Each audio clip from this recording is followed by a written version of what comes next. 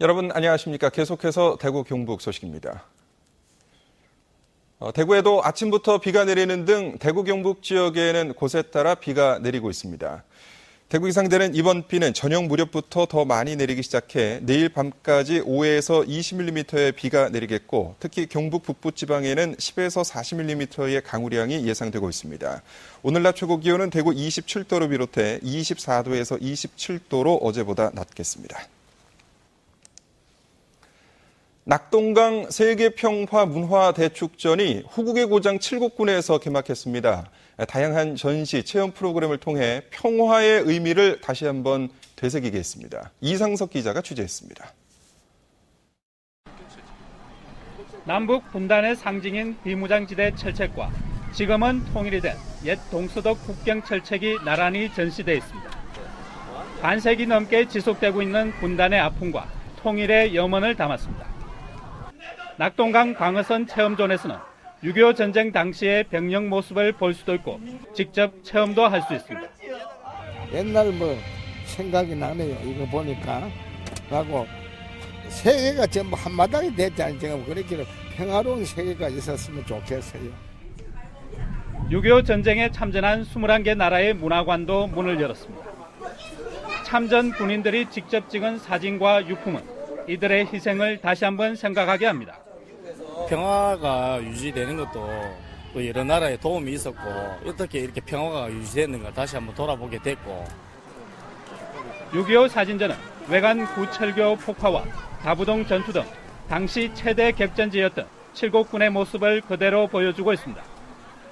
참전 용사와 또 전후 세대 그리고 우리 참전 국가 간의 화합과 또 문화를 통해서 새로운 평화의 메시지를 전 세계에 전파하는 것이 각종 공연을 비롯해 625인의 세계평화대합창, 낙동강 지구전투 전선 기념행사 등 대규모 행사가 일요일까지 이어집니다.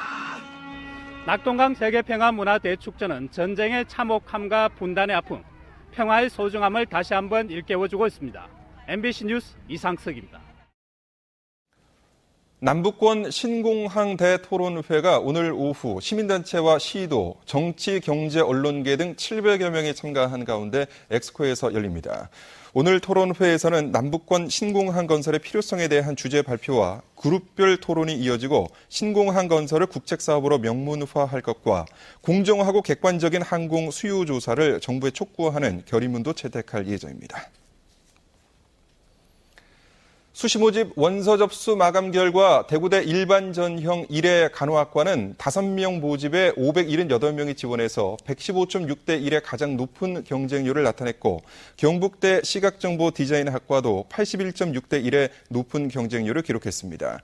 이 밖에 계명대 뮤직 프로덕션과 보컬 분야는 58.5대 1, 대구 가톨릭대 체육교육과 42대 1, 영남대 경찰행정학과 일반 학생 전형은 21.9대 1 등 특정 학과별로 높은 경쟁률을 나타냈습니다.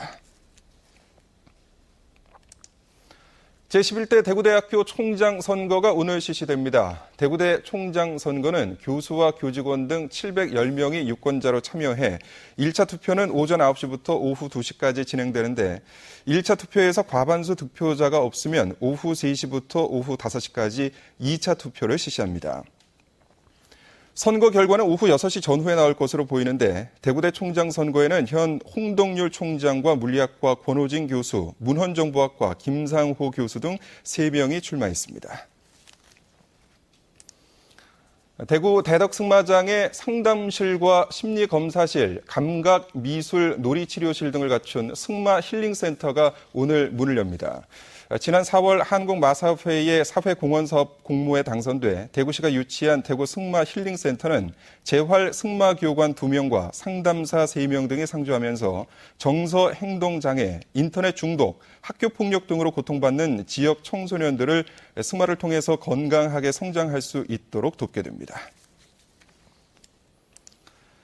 스마트폰을 상습적으로 훔쳐온 일당이 경찰에 잇따라 붙잡혔습니다. 대구 달성경찰서는 지난 5일부터 나흘간 심야 시간에 휴대폰 대리점에 들어가 스마트폰 72대 5,800만 원어치를 훔친 혐의로 10대 4명을 구속하고 3명을 입건했습니다. 대구 남부경찰서도 지난 2월부터 한 달간 6차례에 걸쳐 휴대폰 대리점에서 종업원으로 일하면서 스마트폰 6대를 훔친 혐의로 20살 황모 씨를 불구속 입건했습니다. 대구시와 대구사회복지협의회 이마트가 저소득층 지원 협약을 맺었습니다. 신세계 이마트는 지난해 대구사회복지협의회에 1톤 화물차를 기증하고 저소득층에게 생필품을 지원해 오고 있는데 후원을 3년 더 연장하기로 했습니다. 희망 배달마차 사업이라고 불리는 이 후원 사업은 기증한 1톤 화물차에 생필품을 실어서 저소득층에게 나눠주는 것으로 이마트는 8억 1천만 원의 후원을 약속했습니다. 대구시가 개방형 직위인 정보통신 담당과를 공개 모집합니다. 정보통신 담당과는 시민 중심의 정보화 역량 강화와 정보보호체계 강화, 전산통합센터 운영, 제3정부통합전산센터 유치 등의 일을 합니다. 임용기간은 2년으로 근무 실적이 우수할 경우 총 근무시간 5년 범위에서 연장할 수 있습니다.